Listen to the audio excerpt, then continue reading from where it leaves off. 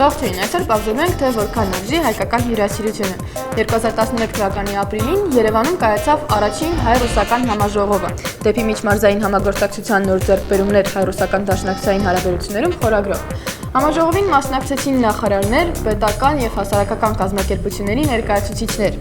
Բացմանը նախագահ Սերժ Սարգսյանը հույս հայտնեց, որ համաժողովը կնպաստի հայ-ռուսական հարաբերությունների ամրապնդմանը և կծառայի փոխշահավետ համագործակցության մոդելների որոնմանը։ Համաժողովի աշխատանքները սպասարկելու նպատակով մշակույթի նախարարությունը պայմանագիր է կնքել Հայաստանի էստրադային ջազ նվագախումբ «Պոակի» հետ, վճարելով մոտ 4 միլիոն դրամ։ Նախարարությունը գնել է նաև կլոր սեղանի կազմակերպման ծառայություններ, պայմանագիր կնքելով ցուցահանդեսային կենտրոն «Պոակի» հետ և վճարելով շուրջ 1.3 միլիոն դրամ։ Հաջորդ շաբաթ կրկին պարզելու ենք, թե ինչպես են ծախսվում քո գրպանի փողերը։